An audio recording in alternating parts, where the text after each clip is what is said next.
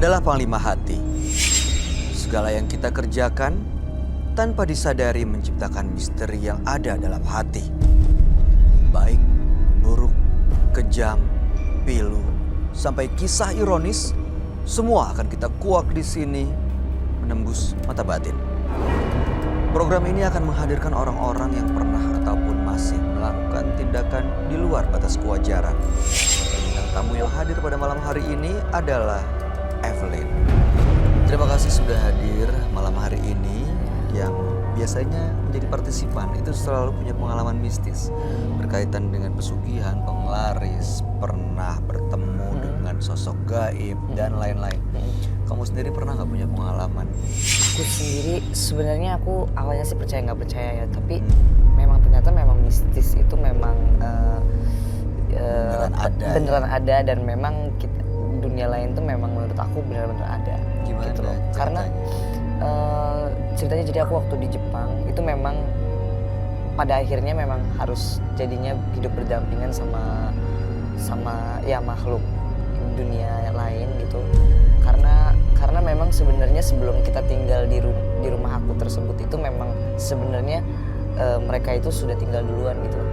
Jadi kita harus saling menghormati. Aku sih sadar itu gitu. Pernah merasa terganggu nggak dengan kehadiran mereka sebenarnya? Awalnya terganggu karena aku di kamar itu udah nggak ngapa-ngapain aja itu udah mereka tuh ngetok-ngetok pintu, terus kayak yang panci itu dibanting-banting. Pengen banget menunjukkan bahwa gue tuh ada, Mereka eksis gitu. Mereka ekstrim ada. banget dan itu tuh jam 12 sampai jam 1 malam sih biasanya. Terus pintu ketutup, gebrak gitu. Akhirnya hilang sendiri atau ya udah dibiarin ada? Dibiarin aja. Dibiarin udah aja. kita udah udah mulai datang nih gitu. Dan ternyata rumah aku itu saat itu rumah tinggal aku saat itu tuh zaman dulunya 100 tahun atau 200 tahun yang lalu itu ternyata di situ pernah ada banjir yang sangat tinggi sampai orang-orang situ semua meninggal.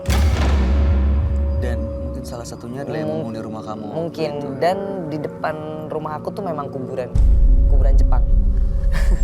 Wah, ini penting sekali sih untuk bisa mengakui keberadaan mereka dan akhirnya berdampingan. Ya walaupun mereka ingin menunjukkan eksistensinya, tapi ya udahlah saling menghargai dan menghormati begitu ya. Iya, pada akhirnya aku yang penakut banget, aku pengecut banget, jujur aja penakut banget. Tapi karena udah nerima dan udah ikhlas gitu loh bahwa kita itu hidup di tempat yang sama, udah nggak takut lagi. Wah, saya perlu belajar itu lebih banyak sama gitu. kamu karena kan saya juga termasuk orang yang penakut. Banget. Tapi berikut ini adalah seorang partisipan yang ya saya nggak tahu kamu merasakan ketakutan atau enggak, tapi yang jelas dia adalah seorang perempuan yang mengguna-guna suaminya sendiri. Malam hari ini dia akan kami panggil dengan nama samaran. Kami persilahkan Wati.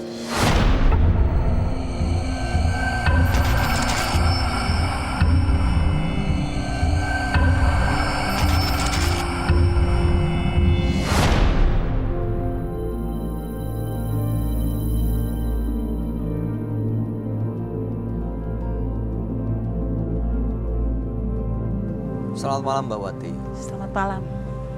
Apa aktivitas Anda sehari-hari saat ini? Untuk saat ini ibu rumah tangga aja. Kadang ada job-job untuk bawa-bawa anak-anak untuk acara-acara entertainment gitu. Oke, jadi freelance. Freelance ya. Gitu ya. Baik, apa yang mau Anda ceritakan pada kami? Tentang kehidupan saya yang mungkin kelam dan saat ini pun masih saya jalanin. Itu bertemu sama orang-orang pintar yang menurut saya ada yang memang kenyataan hasilnya dan ada juga yang bohong, tapi kebanyakan benar. Dan itu saya lakukan karena saya dendam sama suami saya. Oke, apa yang bikin Anda dendam sama suami? Selama 13 tahun saya dibohongin penghasilan dengan uang 100.000 seminggu. Saya menghidupi 6 anak dan berjualan.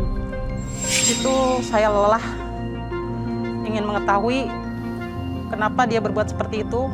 Saya datangin orang pintar dan ternyata uang itu dipakai untuk ke perempuan. Selebihnya dia sering juga ke orang pintar untuk membeli hal-hal yang mungkin untuk menutup saya, tidak menuntut dia lebih banyak. Padahal penghasilannya lebih dari itu. Iya, Ada sangat buktinya. lebih. Saya nanya langsung ke perusahaan yang dia kerja, dan ternyata memang benar ada. Saya lihat ternyata 500.000 zaman dulu itu memang besar bagi saya. 100.000 saya terima, 13 tahun. Oke, setelah Anda sakit hati, Anda dendam, Anda merasa ditipu, dibohongi, apa yang Anda lakukan? Saya datang ke Orang Pintar dan saya nemuin SMS. Kalau suami saya pernah melakukan hal sama wanita-wanita panggilan. Dan bayarannya tuh sangat menyakitkan saya. Uang yang saya terima 100 untuk orang seperti itu 150. Itu yang buat saya pengen menghancurkan dia. Gimana caranya supaya uang itu tidak ke orang itu lagi gitu. Oke, Saya baca SMS-nya dari siapa ya? dari temannya. Kalau dia tuh pernah melakukan itu sama yang namanya inisial D. Terus ya dia bilang kalau dikasih segitu yang gue cuman gitu doang katanya, sampai apa nggak akan enak katanya gitu. Oke. Sakit banget itu baca itu. Baik, terus itu yang membuat Anda marah, kesel, dan berangkat ke dukun. Iya, Apa yang Anda minta dari sang dukun ini? saya ingin dia tidak main ke perempuan lagi. Menurut dia yang saya harus lakukan, ambil dia, masukin kantong, terus kamu kubur di kuburan. Gimana cara mengambil ya? Ya saya waktu itu nggak tahu, tiba-tiba ada kayak gitu ya, maaf jadi ini. Aku masukin gitu pasti, pakai ini dong gitu. Dia nggak sadar kalau itu buat aku ambil gitu kan. Udah ambil, udah hasil, saya diam dulu. Lalu malam-malam saya ke kuburan. Saya kubur tuh, karena saking marah saya nggak inget saya kemana itu, nekat gitu, pengen bener-bener gak yang Orang Pintar itu katakan gitu. Dan ternyata memang ada hasil juga, dia sekarang kayaknya malas gitu, malas ke perempuan, tapi nggak tahu juga, saya kan nggak tahu di belakang saya gitu. Cuman dalam hal uang masih tetap seperti itu sampai hari ini. Oke. Nah, Anda melakukan itu sebenarnya tujuannya supaya suami tidak berpaling ke perempuan lain aja. Iya, terutama untuk uang dia jangan sampai kemana-mana gitu. Tapi uangnya Justru malah lebih parah. Justru lebih parah sekarang? Lebih parah. Berarti nggak ada gunanya dong yang Anda lakukan, menanam. Terus saya langsung datang lagi ke yang lebih, menurut saya lebih mungkin dari yang pertama gitu kan. Dia menyuruh saya mungkin ke arah lebih rezeki aja gitu katanya. Jangan sampai rezeki kamu nggak ada, suami kamu juga nggak ada gitu. Saya mau disuruh tidur semalam, terus dikasih minum air yang dibikin doa-doa gitu.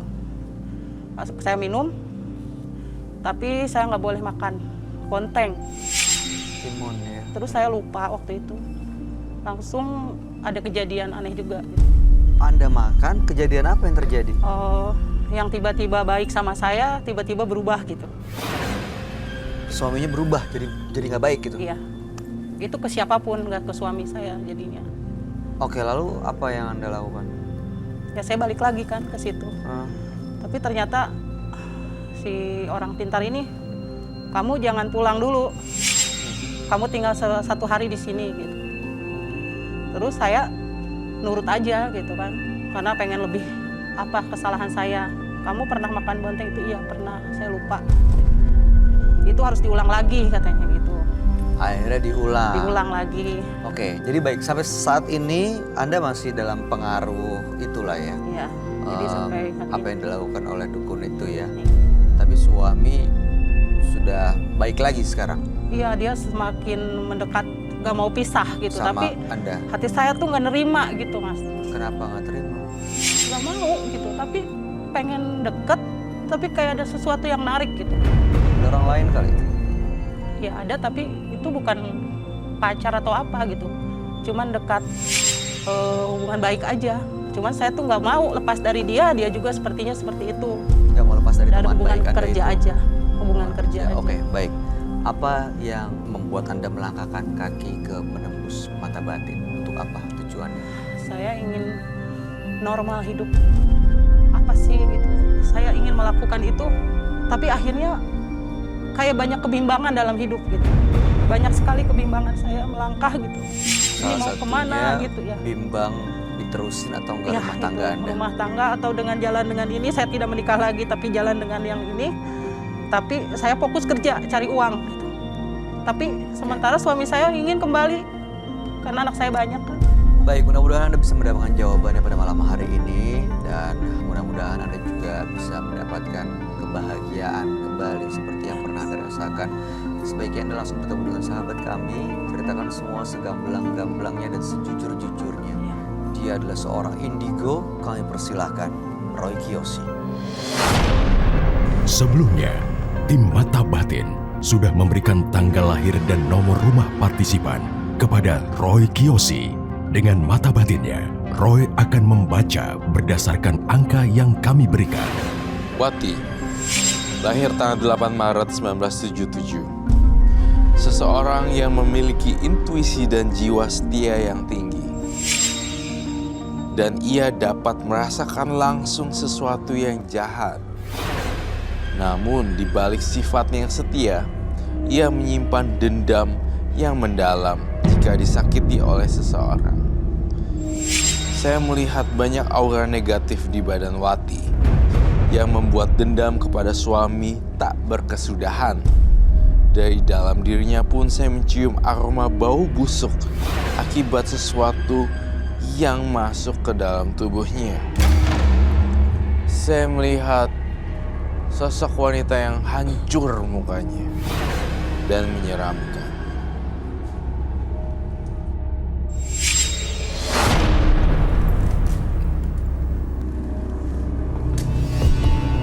Selamat malam. Selamat malam, Roy. Silakan duduk. Terima kasih.